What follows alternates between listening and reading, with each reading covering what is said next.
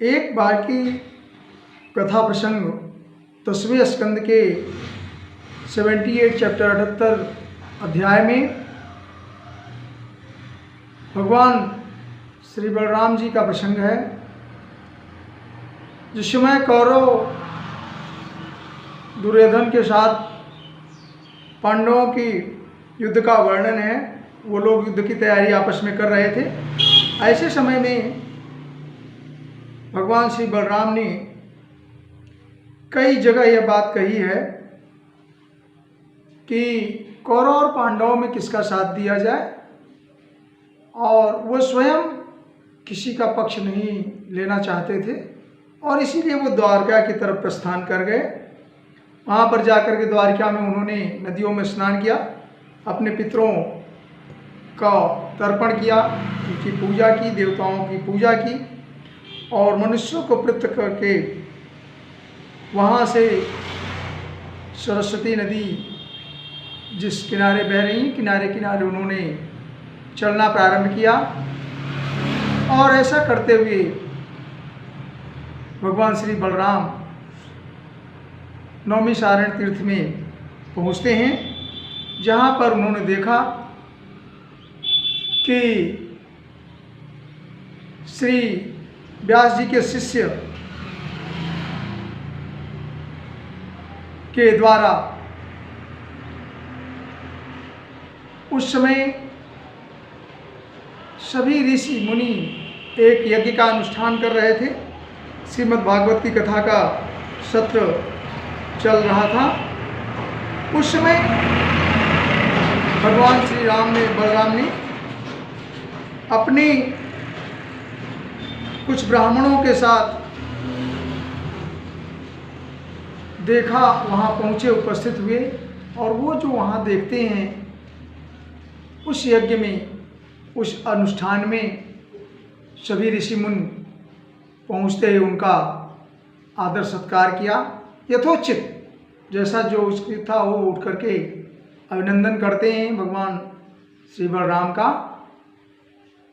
और यही नहीं, जिसका जैसा उचित आसन था पुनः उन्होंने अपने संकेतों से सबका सम्मान करके बैठाया और स्वयं भगवान बलराम को स्थान दिया, वो बैठ जाते हैं।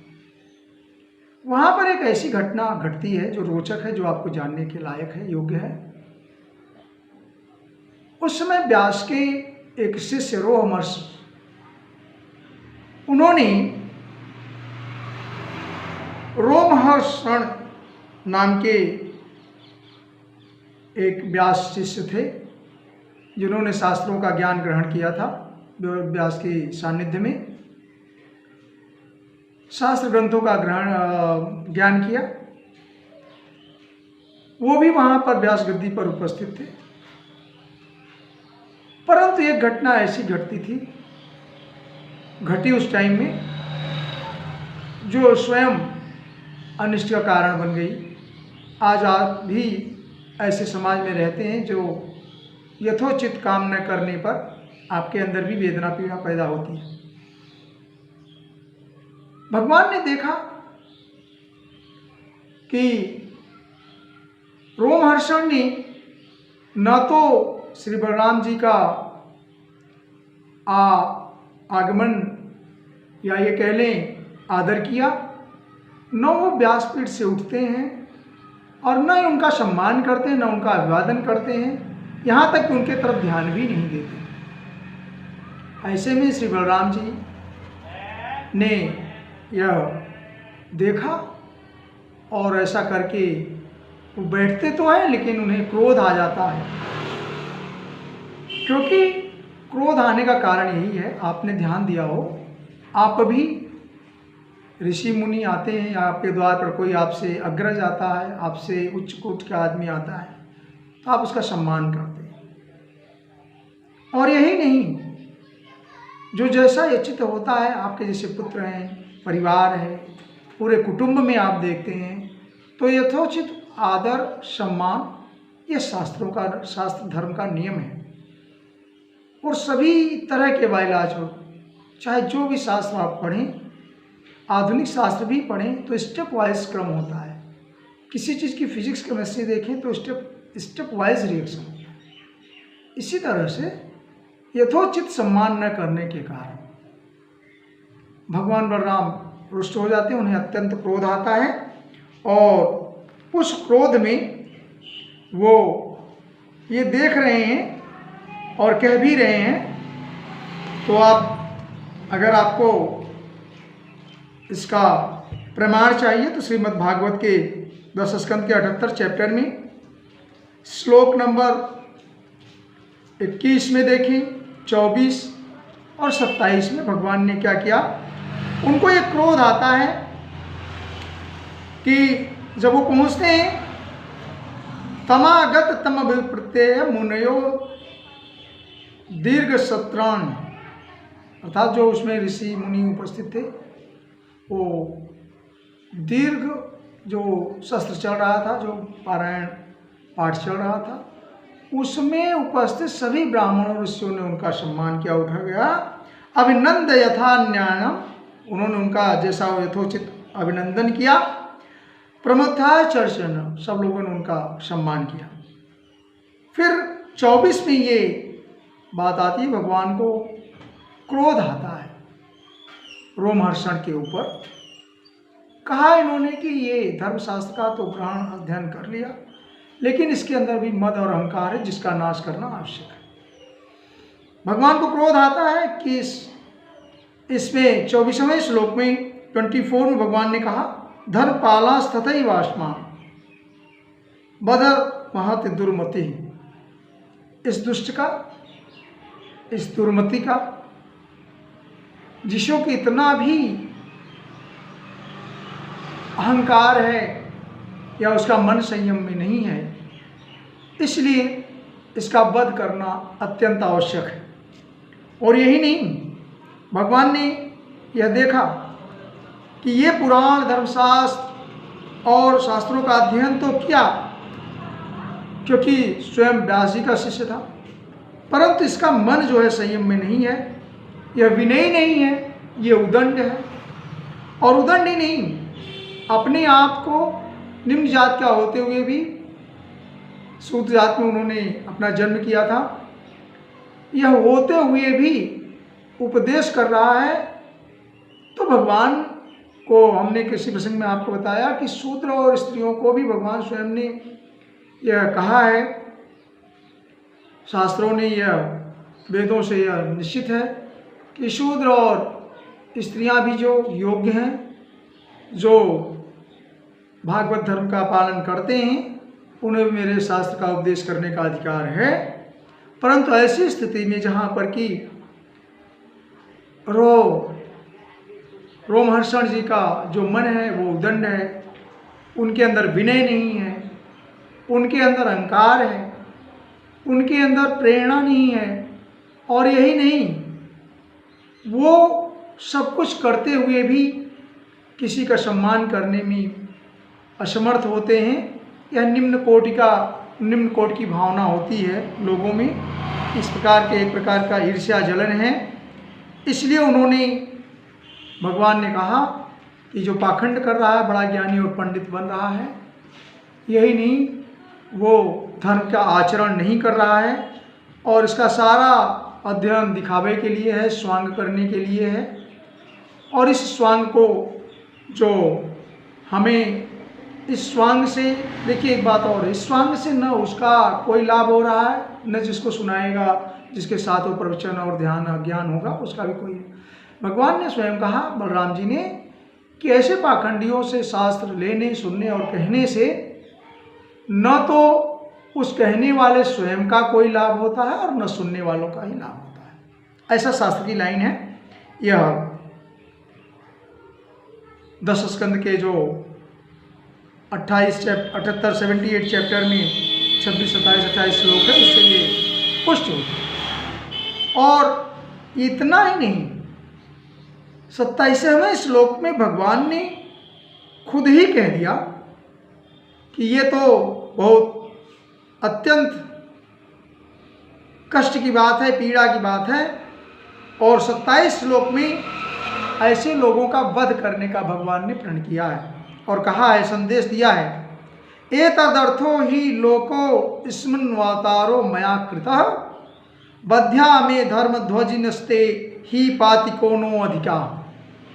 भगवान कह रहे हैं कि संसार में जो लोग धर्म का चिन्ह तो धारण करते हैं, धर्मार्थ बनते हैं, गाउन पहनते हैं, और गाउन का मतलब यूनिफॉर्म ग्रहण करते हैं, धर्म का पीताम्बर पहन लेते हैं, चंदन लगाते थे, टीका चंदन कर लेते हैं, धर्म का पाखंड करते हैं, परंतु धर्म का पालन नहीं करते।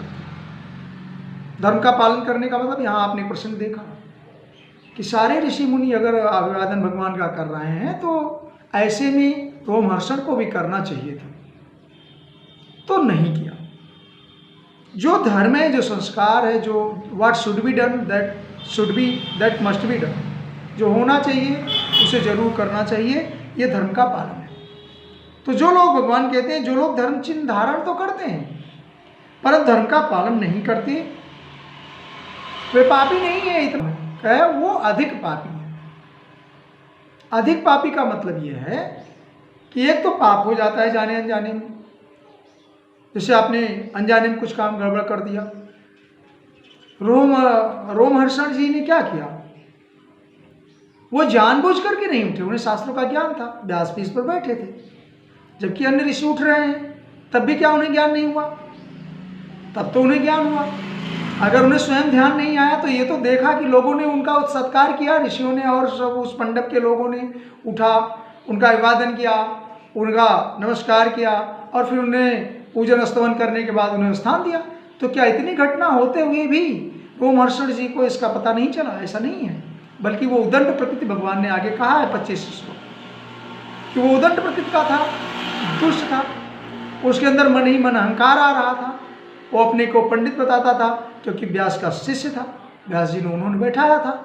और यही नहीं, भगवान ने आगे कहा, ऋषियों ने जब ऐसा देखा कि अनर्थ होने जा रहा है, ऋषियों ने कहा कि रोमहर्षण जी से हम लोगों ने ही प्रार्थना करी थी और हमारे इस सत्र में वो हमारे प्रवचक व्यासपीठ पर बैठे रहेंगे, इसलिए आप इन्हें दंड मत दीजिए। लेकिन भगवान ने कहा कि धृष्टता है इसके अंदर, इसका मन संयम में नहीं है, ये दुष्ट टाइप का है। जैसे आप आज देखते हैं कि राष्ट्रगान हो रहा है, लोग अपने सीट से खड़े नहीं होते, राष्ट्रगान हो रहा है, उनसे कोई मतलब नहीं है। वंदे मातरम और भारत माता की जय करने पर उन्हें दुष्टता आती है, उन्हें क्रोध आता है। तो ये जानते हुए भी that should be done that must be done, अगर आप एक कंट्री कहें धर्म राष्ट्र का पालन करेंगे, नहीं करते हैं, तो ऐसे लोग दुष्ट नहीं हैं, पापी नहीं हैं, ये अधिक पापी हैं, अधिक दुष्ट हैं और इनका नाश करना, इन्हें मारना ही परम कर्तव्य बनता है। ऐसा 10 स्कंद के 78 चैप्टर में 27वां श्लोक कहता है, भगवान ने स्वयं कहा कि ऐसे लोगों का जो उदंड है, विनयी नहीं है, जिनका मन पर संयम नहीं है, इन्हें झूठ मूठ का पाडंग आता है और ऐसे लोगों का नाश करने के लिए जो अधिक पापी हैं, मेरा जन्म होता है। भगवान ने कहा कि जो धर्म का पालन नहीं करते, जो धर्म का आवरण तो ओढ़ के रखते हैं, और यही नहीं, जिन्होंने धर्म का यथोचित सम्मान नहीं किया। आज के मैंने आपको कटाक्ष इसलिए कर रहा हूँ कि आज के हमारे पॉलिटिक्स में भी और तुष्टीकरण की नीतियों में भी लोग राष्ट्र धर्म का पालन नहीं कर रहे हैं, उसको भूल गए हैं। ऐसे लोगों के लिए भी यह संदेश है। भगवान बलराम ने कहा कि मैं ऐसे दुष्ट के लिए, दुष्ट का नाश करने के लिए मेरा अवतार होता है, जो अधिक पापी हैं, मैंने अवतार इसलिए धारण किया है। यही नहीं, भगवान ने उस समय कुश की नोक से रोमहर्षण जी का वध कर देते हैं क्रोध में आकर के। बाद में कुछ देर बाद ऋषियों के आग्रह पर कि भगवान ये तो अन्याय हो गया, इनको रोमहर्षण जी को हम लोगों ने ही आग्रह करके सीट पर बैठाया था। भगवान बलराम जी ने कहा जो हुआ अच्छा हुआ, ये वेद की लाइनें हैं, दुष्टों का संहार करने के लिए मेरा जन्म हुआ है, अवतार मैंने ग्रहण किया है, अवतार ग्रहण किया है, न कि जन्म हुआ है। तो आज शास्त्रों का जो अपमान करते हैं, जो जानबूझ करके अपमान करते हैं उनके लिए भी यही मैसेज है, यही संदेश है। और आगे लाइन में भगवान ने कहा कि यह मेरा अनजाने में पाप हुआ। अनजाना कितना कि आप लोगों ने उन्हें नियुक्त किया, यह अनजाना है, लेकिन उसने दुष्टता कर दी, इसलिए उसका यह परिणाम उचित था। आप जो भी कहें मैं आपको देने को तैयार हूँ। इसे जीवित भी कर सकता हूँ, इतना ही नहीं इसे दीर्घायु दे सकता हूँ। आपको जो मांगना हो मांग लीजिए। भगवान को जब यह ध्यान आया तो इसके अगले श्लोक में फिर इतना ही नहीं, ऋषियों के अनुनय करने पर भगवान ने पुनः उसी के 36 श्लोक में ये कहा, आत्मा वै पुत्र उत्पन्न इत वेदानुशासनम, कि जो वेदों का ऐसा कथन है कि जो आत्मा होती है वह पुत्र के रूप में उत्पन्न होता है, इसलिए तस्मा दस्य भवेद वक्ता आयुर्दिंद्र सत्यदान।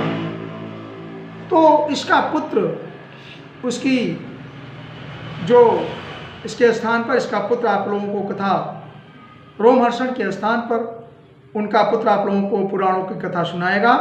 उसे मैं अपनी शक्ति से दीर्घायु, जितेंद्रिय और इंद्र शक्ति बल प्रदान कर देता हूँ और वह आपके लिए कथा सुनाएगा। इसलिए आपने कई जगह देखा सुतो हुआ। कहने का मतलब भगवान जो शास्त्र है, जो किसी धर्म का शास्त्र है, उसमें कहीं कोई मनाही नहीं है। ये ऐसा सिर्फ इसलिए है कि आपके अंदर वैसा कम से कम आचरण आ जाए। आचरण जरूरी है, क्योंकि इसके पहले वीडियो में मैंने बताया आपको, भगवान श्री कृष्ण ने स्वयं कहा कि यदि कोई भागवत धर्म का पालन करता है, भागवत धर्म का मतलब भागवत धर्म कोई स्पेशल धर्म नहीं है, according to rule and regulation, what should be done, what should not be done.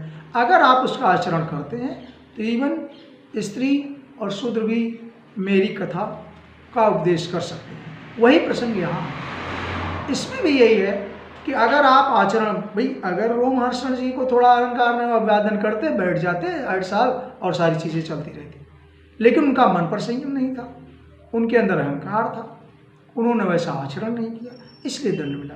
तो आज के भी समाज में जो ऐसे उदंड जिनका मन पर संयम नहीं है, जो राष्ट्रद्रोही हो रहे हैं, जो देशद्रोही हो रहे हैं, द्रोही हो रहे हैं, जो समाजद्रोही हो रहे हैं, उनका मान मर्दन कर देना ही उचित है। और ऐसा वेद और शास्त्र का कथन है, ऐसा हम लोगों को संदेश है। जय श्री कृष्ण।